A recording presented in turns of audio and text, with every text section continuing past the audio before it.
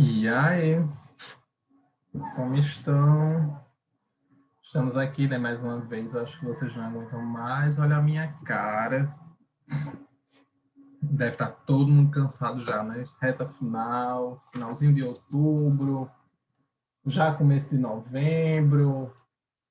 Gente, praticamente, né? O ano já acabou.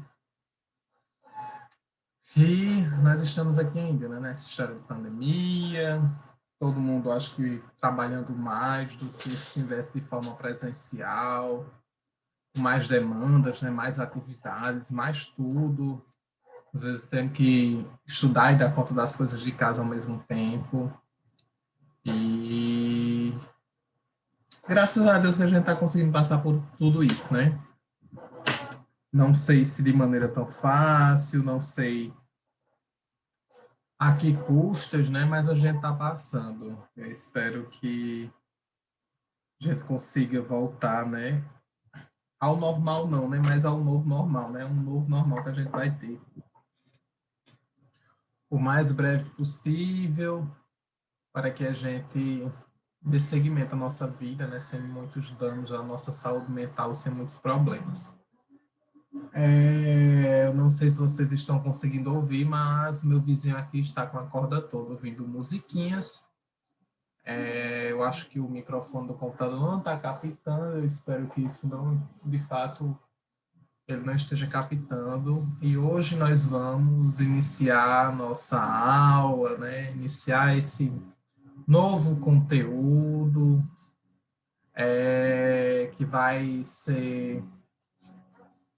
que vai ter na segunda avaliação, que é o assunto de sistema nervoso, né? A gente vai falar hoje sobre as considerações gerais, como a gente já estava de costume trabalhando nas aulas anteriores, né? Falando sobre um pouquinho sobre a anatomia e sobre o funcionamento do sistema nervoso. E nós vamos iniciar esse conteúdo agora. Primeiro, né?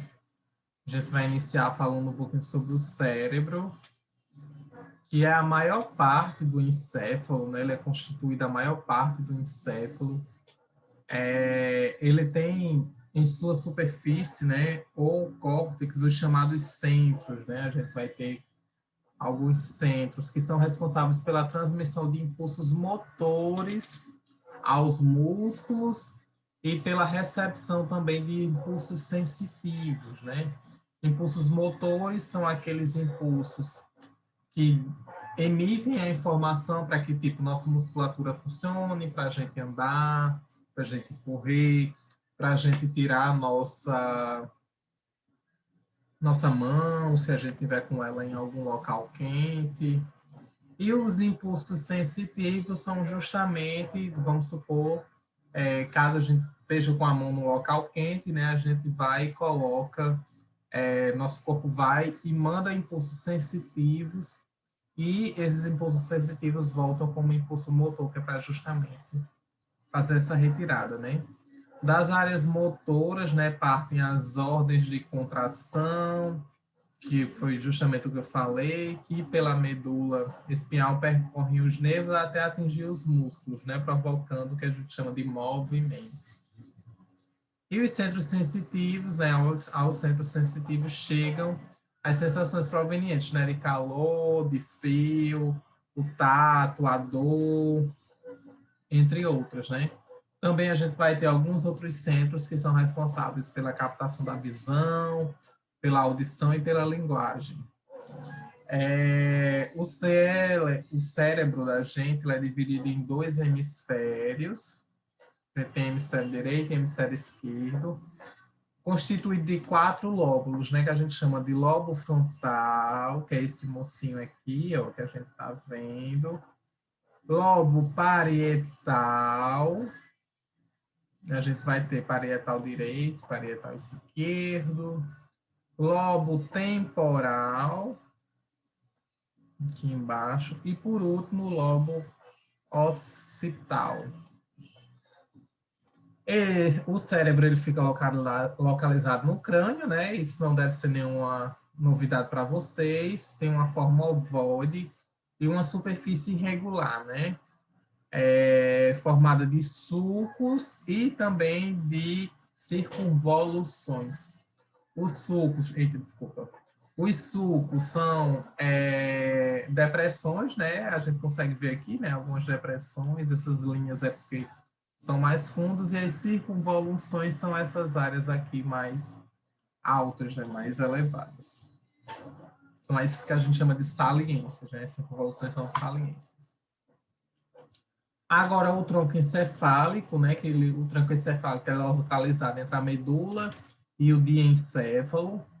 É próximo ao cerebelo, divide-se em bulbo, mesencéfalo e ponte. O tronco é uma extensão da medula espinhal, ou seja, ele dá uma continuidade, né, à medula espinhal, ao final do tronco, ao final do bulbo, né? É responsável pelo controle da respiração, funções cardiovasculares, gastrointestinais, movimento dos olhos, suporte antigravitacional, né, ajuda nessa questão do equilíbrio, e também muitos movimentos do corpo, né, alguns movimentos estereotipados. Aqui a gente tem, né, o nosso tronco encefálico. Deixa eu voltar aqui. Pronto, aqui é o tronco encefálico, né, o tronco cerebral, toda essa região aqui, e ela se divide em mesencéfalo, ponte, que é justamente a ligação, né? E o bulbo, que o bulbo é o que dá continuidade para a medula, né? Imagino que aqui seria a medula, que é justamente o que a gente vai falar agora, né? A medula espinhal é um órgão mais simples, né, do sistema nervoso. É basicamente uma massa, né, cilindroide de tecido nervoso. Continuação direta do bulbo, como eu já havia falado. É importante, né, centro de ação reflexa do corpo, ou seja, dentro da medula a gente processa informações a respeito do reflexo, né? A gente tem esse processamento para que a gente consiga lidar melhor com situações adversas. E também da medula, né, origina-se 31 pares de nervos espinhais, né, que a gente chama de nervos espinhais. A informação sensitiva, né, que é integrada a todos os níveis do sistema nervoso central, vai determinar, né, determina a resposta motora adequada. Vamos falar um pouquinho de fisiologia agora, né? Aí essa resposta motora, né, ela inicia-se na medula. Ela inicia-se na medula com reflexos relativamente simples, estendendo-se ao tronco cerebral, né, e finalmente ao cérebro, ou seja, medula, tronco e depois cérebro, né, ela meio que sobe, onde as respostas mais complexas são controladas, né, os nervos espinhais, eles saem, né, do lado direito da medula, tanto vai ter nervo saindo do lado direito quanto do lado esquerdo. Os nervos que saem do lado direito, eles vão inervar os músculos, a pele e os órgãos do lado direito do nosso corpo, e os do lado esquerdo, né, vão inervar o do outro lado. Não tem nenhum segredo. Aqui a gente tem, né, a medula, ó, toda a extensão da medula. Aqui a gente vai ter, né, a medula espinhal, passando aqui. Aqui a gente tem aqueles discos, né, que quem tem hernia de disco sofre. Uma vértebra aqui, um ossinho, vocês já devem ter visto em anatomia. E aqui, ó, vocês conseguem ver a saída dos nervos espinhais, né? Tanto do lado direito quanto do lado esquerdo. Aqui embaixo também. Do outro lado tem também, mas também está escondido. A gente consegue ver, ó, a medula, que é justamente o que está aqui, né? O tutano. Muita gente pensando naquela sopinha com tutano, né? E a gente vai ter, né, o nervo saindo tanto à direita quanto à esquerda da medula, né? E ao redor dela, aqui nessa imagem não tem mais ao redor, nós teríamos uma vértebra para ajudar na proteção. A gente também vai ter, né, os hemisférios cerebrais, que eu falei para vocês, que a gente tem dois hemisférios, né, tanto direito quanto esquerdo. Os hemisférios cerebrais, direito e esquerdo, eles compreendem o que a gente chama de telencéfalo. Vão ser separados, né, por uma fissura longitudinal e unidos por fibras comissuriais, que a gente chama também de corpo caloso, que é justamente o que faz a união dos dois, né? Mais acima eles são meio que separados e mais internamente a gente tem uma união, né? Possui cavidades ou ventrículos laterais direito e esquerdo, cada hemisfério possui 3 polos, né? O polo frontal, polo occipital e polo temporal, e 3 faces, né? Face superolateral, não se preocupem muito com isso, né? Que é uma face mais convexa, a face medial, que é uma face plana, e uma face inferior, né? Ou a base do cérebro, que a gente chama de base do cérebro. Aqui a gente vai ter, né? O telencéfalo, toda essa massa aqui. Aqui a fissura. Mais para dentro a gente teria o corpo caloso, mas ele não aparece nessa imagem, né? E existem, né, algumas teorias que falam que o cérebro, cada lado, né, ele é responsável por determinadas funções dentro do nosso organismo.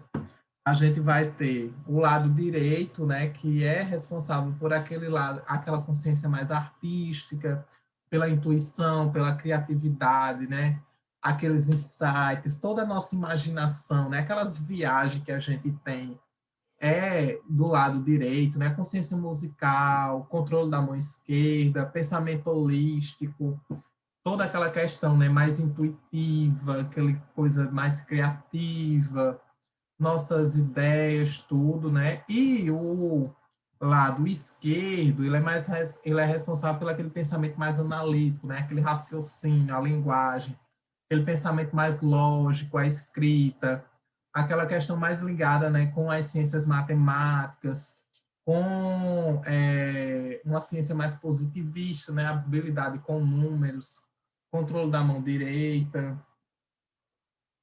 E vocês podem ver, né, que aqui eu estou dizendo que o lado direito ele controla a mão esquerda e dizendo que o lado esquerdo controla a mão direita. E é de fato isso mesmo. Não achem que está errado, porque tem uma parte, né, no nosso tronco cerebral que a gente chama de decursação das pirâmides, onde as fibras que vêm do lado direito do nosso telencéfalo, do nosso cérebro, passa para o lado esquerdo e as fibras que vêm do lado esquerdo passam para o lado direito. Por isso que o lado direito controla o lado esquerdo e o lado esquerdo controla o lado direito. Não sei se vocês entenderam, mas é basicamente isso. A gente vai ter meio que um X, né? A gente tem uma troca. O que vem do lado direito passa para o esquerdo, e o que vem do esquerdo passa para o direito, e depois eles continuam o seu caminho descendo. Imagina uma trança de cabelo, né? Vem de um lado, vai para o outro, e vem de um outro, vai para o outro. A gente vai falar um pouquinho das meninges, né? Que as meninges são as membranas, né, constituídas de tecido conjuntivo, que são responsáveis por envolver, proteger nosso sistema nervoso, que é formado pelo telencéfalo e pela medula espinhal. E a gente tem, né, 3 meninges diferentes, né, que a gente chama de dura mater, é uma mais externa, a pia mater, né, que fica acima do tecido nervoso, e a aracnoide ou aracnoide mater, que fica entre essas duas outras membranas, né? A dura mater, né, que é uma membrana mais externa, mais espessa, é bem rígida, ela está ligada ao periósteo, né, que é a membrana que reveste os ossos do crânio, e na medula ela não se liga ao periósteo da coluna vertebral, formando um espaço, né, que a gente chama de espaço epidural. É justamente nessa região que está entre a dura mater e a aracnoide. Em casos de patologias podem surgir também a cavidade subdural, né, onde pode ocorrer o acúmulo de sangue. A aracnoide, né, que é a membrana situada entre a dura mater e a pia mater, lembrando que de fora para dentro, né, a gente vai ter dura mater, aracnoide mater no meio e pia mater mais próximo do órgão, né, mais próximo do cérebro. A dura mater mais próximo do osso, mais externo, e a pia mater mais próximo do telencéfalo, no caso. A aracnoide mater é entre as duas, né? E a parte que se liga à dura mater apresenta-se como uma forma de membrana, né? E a parte que se liga à pia mater é constituída por espessuras que formam uma cavidade ou espaço que a gente denomina de espaço subaracnoide, né? Onde se encontra o líquido cérebro-espinhal ou céfalo raquidiano, ou ainda por cima líquor. A aracnoide forma algumas expansões que perfuram a dura mater e terminam em dilatações, né, dos seios venosos, onde ocorre a transferência do líquido cefalorraquidiano para o sangue, né, para também ter essa nutrição. Tudo. A pia mater é localizada no tecido nervoso, né, mais próximo do cérebro, mas não entra em contato diretamente com ele, né, pois entre a membrana e o tecido encontra-se uma camada de prolongamentos, né, de astrócitos, que é uma estrutura também do nosso sistema nervoso. A pia mater penetra o tecido nervoso, né, nas extensões juntamente aos vasos sanguíneos, antes que os vasos se transformem em capilares, né, a pia mater os reveste, desaparece, né? E os capilares também são envolvidos por prolongamentos de astrócitos. A gente está falando aí de meninges, né? Não se preocupem que eu não vou pedir detalhadamente tudo isso que eu acabei de falar para vocês. E eu queria que vocês pensassem agora um pouquinho mais para frente, eu dou a resposta, mas pensem agora, já que a gente está falando de meninges, qual é o problema, né? Qual é a doença que acomete essa região? Qual é o nome, né? É um nome bem característico. Qual é o nome da doença, né? Do problema que geralmente acomete as meninges? Vão pensando aí. Aqui eu trago para vocês, né, a imagem, né, onde a gente vai ter, né, aqui a gente tem o osso, todo o osso aqui, a dura mater, que é essa mais externa aqui, mais próxima do osso, vocês podem ver que ela é bem mais espessa. A gente vai ter, né, a aracnoide mater, que é toda essa região aqui, ó. Vocês podem até ver, né, como se fossem uns tracinhos aqui, ligando, né, a aracnoide mater à pia mater, né, que é essa mais próxima do encéfalo, né, do cérebro. E esse nome, né, aracnoide mater, justamente, né, ou aracnoide, é justamente em decorrência desses tracinhos, né, que faz essa ligação e dá essa característica, né, de uma teia de aranha. E a gente também, né, eu acho que vocês já devem ter pensado na resposta da pergunta que eu fiz. E quando a gente tem algum problema nessa região, que pode ser causado por fungos, por bactérias, por algum corpo estranho, a gente denomina, né, por alguma lesão também, a gente denomina de meningite, né, a gente chama de meningite, né, que é a inflamação justamente dessa região das meninges. A gente vai falar um pouquinho agora sobre o sistema nervoso periférico, né, que é um sistema nervoso que a gente chama, que é formado por nervos, e a gente vai iniciar falando um pouquinho sobre os nervos cranianos, né, que os nervos cranianos fazem conexão com o encéfalo e, em sua maioria, estão ligados ao tronco encefálico. Local de origem, né, diferente, vai ter um local de origem diferente para cada nervo. A gente consegue ver, né, caso a gente tivesse com a peça anatômica, a gente conseguiria ver o local de saída, né, de cada nervo bem característico, né? A gente conseguiria diferenciar e dizer, olha, por aqui saiu os pares, né? O primeiro par de nervo craniano é formado, né? Os nervos cranianos são 12 pares, né? São 24 nervos, só que 12 pares, né? A gente vai ter tanto direito quanto esquerdo saindo. E eles são responsáveis, né, por condução de impulsos gustativos, olfatórios e visuais, e também, né, vão inervar músculos dos olhos, da face, do pavilhão auditivo, vísceras torácicas e também algumas abdominais. Aqui a gente tem, né, a imagem, né, não se preocupem que eu não vou perguntar nada tão ligado a isso. Mas a gente tem, né, nervo óptico, nervo olfatório, cadê? Nervo olfatório, óculo motor, né, que é para movimentação dos olhos, troclear também, tá ligado à musculatura do oblíquo superior, abducente, trigêmeo. A gente vai ter, né, o vestíbulo coclear, né, que está ligado com o ouvido interno, né, glossofaríngeo também, que é o músculo da faringe, o nervo acessório, nervo hipoglosso, nervo vago, que vai inervar, né, coração, brônquios, trato gastrointestinal, o facial, né, que é justamente que vai inervar os músculos da face, que permite com que eu faça toda essa movimentação, e também a gente tem nervo intermédio, né, que vai inervar glândulas, submandibular, sublingual também. Enfim. E a gente também vai ter, né, vocês podem ver que a gente tem saindo, né, fiozinhos vermelhos e também fiozinhos azuis, né, que agora ficou vermelho, então tem por 5. A gente tem fiozinhos vermelhos e fios azuis, né? Esses vermelhos são fibras motoras, que é justamente as que passam a informação para que a gente tenha alguma movimentação, para que a gente consiga fazer o movimento que a gente deseja, né? As fibras motoras, que é esse fiozinho azul, e o vermelho são as sensitivas, que é quem capta as informações. E com relação aos nervos espinhais, a gente vai ter, né, 31 pares, como eu já havia falado anteriormente, que são responsáveis pela inervação, né, do tronco, membros e parte da cabeça. E a gente vai ter, né, 8 cervicais, 12 torácicos, 5 lombares, 5 sacrais e 1 coxígeo. Nessa imagem a gente vai conseguir ver direitinho aqui, né?